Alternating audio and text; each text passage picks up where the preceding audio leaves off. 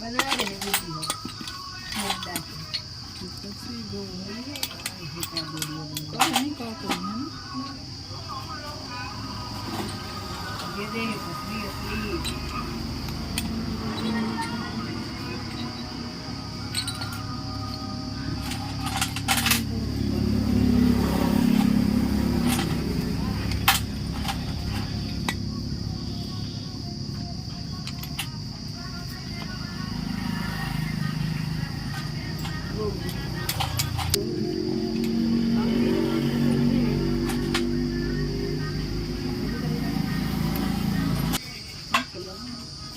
वाली बकरी दाल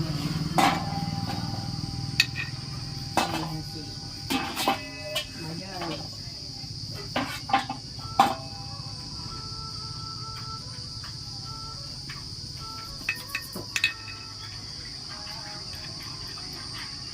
मजबूत बोले नहीं